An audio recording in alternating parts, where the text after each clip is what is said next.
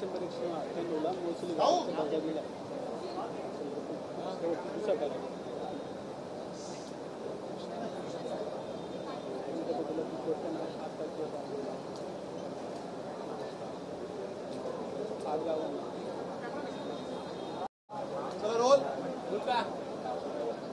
Sir 14 गावांसंदर्भात सीमाभागातील महत्त्वाचा निर्णय तुमच्या बैठकीत झालेला आहे. नेमका काय चर्चा झाली आहे, काय? महाराष्ट्रातील चंद्रपूर जिल्ह्यातील जिवती तालुक्यातील 14 गावे हे तेलंगणा आणि महाराष्ट्र बाउंड्रीवर आहे आणि ही 14 गावं महाराष्ट्राच्या जमाबंदी आयुक्ताच्या रेकॉर्डप्रमाणे ही सर्व गावं महाराष्ट्राची आहेत. त्यामुळं ही सर्व गावं महाराष्ट्रामध्ये या ठिकाणी त्यांचा महसुली रेकॉर्ड आणि यानंतर त्यांचा संपूर्ण जो काही व्यवहार आहे तो जरी त्या भागात आहे या भागात असला त्या राज्यात व्यवहार आहेत. त्या राज्यात काही शेती आहे, या राज्यात काही शेती आहे. त्यामुळं गावाचं जे गावठाण आहे ते महाराष्ट्रामध्ये राहील याबद्दलची कारवाई आम्ही चालू केलेली आहे आणि याबद्दलचा पुरावा रेकॉर्ड आमच्याकडे आहे आणि त्याची नोंद आता महाराष्ट्र शासनाने घेतली आहे.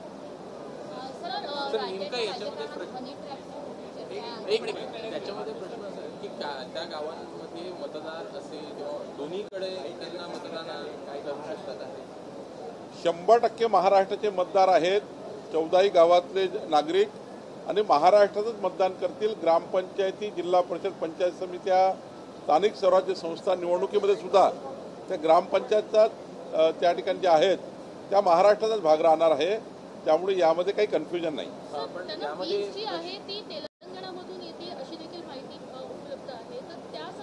काही काळ असा होता की तिकडला व्यवहार इकडला व्यवहार सारखा आहे. बाजारपेठ पण काही सीमा ओलांडण्याची एवढाच भाग आहे. लागून असल्यामुळे कुठेही आपण भाजीपाला आणतो, किराणा आणतो किंवा हॉस्पिटलला जातो, तो व्यवहार आहे. पण जर स्टेटस काय, घरं कुठले आहेत, गावठाण कुठलेलं आहे, ग्रामपंचायती कुठल्या आहे, महसुली रेकॉर्ड कुठे आहे, तर महाराष्ट्रामध्ये आहे. त्यामुळे जिवती चंद्रपूरमधले 14 ग्रामपंचायती गावं हे महाराष्ट्रात असतील आणि त्या महाराष्ट्रात आहेत. सर पण तेलंगणा पण पुढे जाऊन या दावा केला तर काय प्रश्न? तेलंगणाकडे रेकॉर्ड नाही आहे, रेकॉर्ड महाराष्ट्राकडे आहे. त्यामुळं तेलंगणाचा दावा त्या ठिकाणी काही मजबूत होणार नाही. समाविष्ट करण्याची प्रक्रिया जवळपास झाली आहे. लवकरच त्याचा आम्ही अंतिम निर्णय करू. सर प्रवीण गायकवाड हल्ल्या प्रकरणामध्ये आज गायकवाडांनी व्हिडिओ दाखवून नवीन दावा केलेला आहे की दीपक काटे याच्या पाठीशी तुम्हीच आहात आणि देवेंद्र फडणवीस यांनी विधानसभेत खोटी माहिती दिलेली आहे. या हल्ल्याचे आणि या घटनेचे मास्टर माइंड बावनकुळे आहेत. प्रवीण गायकवाडजींच्या हल्ल्याबद्दलचा निषेध मी पहिल्यांदा केला. मी अशा घटनांचा निषेध करतो. प्रवीण गायकवाडवर जो हल्ला झाला तो मान्य नाही, तो निषेधार्ह आहे. आणि राहिला प्रश्न दीपक काटेचा.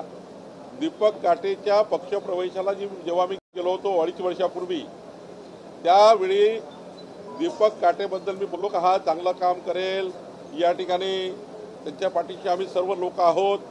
आणि शेवटी पक्षामध्ये येत असताना आपण हे बोलतो. जेव्हा पक्षामध्ये एखादा कार्यकर्ता येतो तेव्हा त्याच्या पाठीशी आपण राहतो.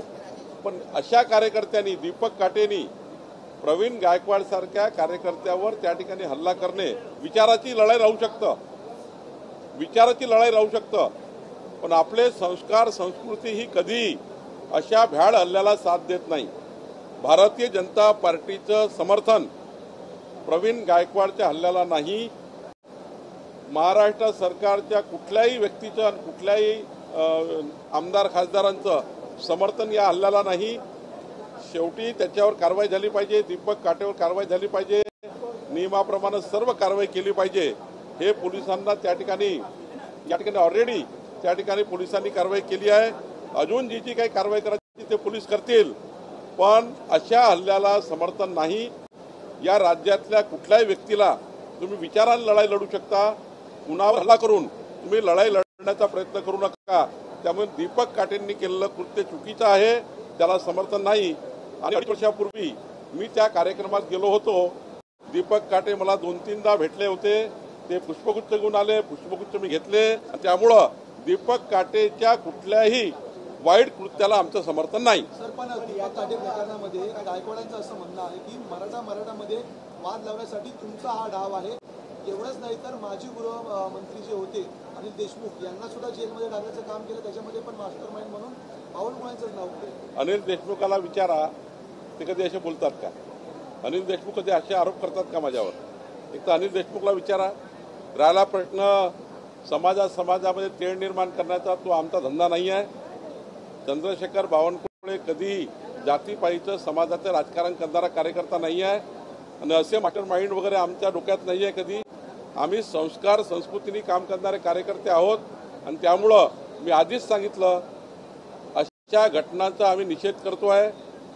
प्रवीण गायकवाडसोबत झालं ते चुकीचं झालं आहे, त्याच्यावर प्रचंड कारवाई करण्याची गरज आहे.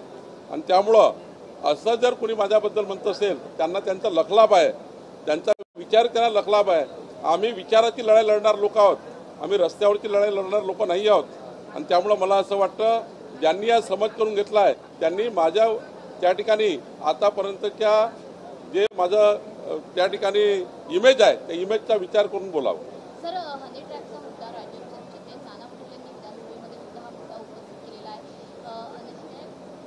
चर्चा मोठ्या प्रमाणात आहे हनी ट्रॅपची की 72 प्रशासकीय अधिकारी आणि त्यासोबतच काही मंत्री सुद्धा या हनी ट्रॅपमध्ये अडकतात, गोपनीय कागदपत्र बाहेर जात आहेत. मला वाटतं की याच्यामध्ये पोलीस विभाग जे काही चौकशी करेल ते करेल. आता याच्यामध्ये मला गृह विभाग याच्याबद्दल चौकशी करेल, त्यामुळे रेव्हन्यू मिनिस्टरला काही संबंध नाही. काही मंत्री त्याच्यामध्ये अडकत असतील तर ही गंभीर बाब जरा बघितलं पाहिजे ना गृह विभागाच्या चौकशीत काय आहे. नीतीश राणे ने कल ये जो बयान दिया कि मदरसों में भी मराठी सिखाई जानी चाहिए, अगर कांग्रेस को लगता है कि मराठी सिखाने की बात करें तो मदरसों में सिखाए, वहाँ तो बंद है, उसका निषेध हो रहा है कि हमेशा वो इस तरह से गलत बयानबाजी नीतीश राणे करते रहते हैं, क्योंकि मराठी तो ऑलरेडी मदरसों में सिखाई जाती है. देखिए, नीतीश राणे जी जो वक्तव्य किया, मैं बार बार कहता हूँ कि मराठी भाषा को लेकर किया है कि मराठी भाषा सब तरफ सिखानी चाहिए. अब इस वक्तव्य को तोड़ मरोड़ करके लेना कोई अर्थ नहीं है. मराठी भाषा की बात करें तो मराठी भाषा सब तरफ सीखनी चाहिए, उन्होंने बोला होगा. सर, तुकडाबंदी संदर्भातील नोटिफिकेशन 2 दिवसात मिळेल अशी माहिती आहे, काय तथ्य आहे? आणि नियमावली करताना जयंत पाटील यांनी आता मुद्दा उपस्थित केला आहे.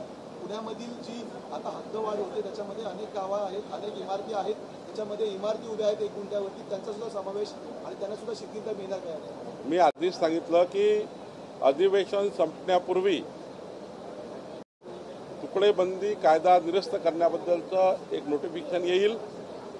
तालुका क्षेत्रामध्ये जे रहिवासी भाग आहे, जे रहिवासी भाग तयार झाला आहे, त्या रहिवासी मग औद्योगिक जरी असेल आणि कृषी जरी असेल, जर रहिवासी भाग तयार झाला असेल त्या रहिवासी भागाला प्रोटेक्शन करणं ची जबाबदारी देवेंद्र फडणवीसजींच्या सरकारने देवेंद्र फडणवीसजींनी मला दिली आहे.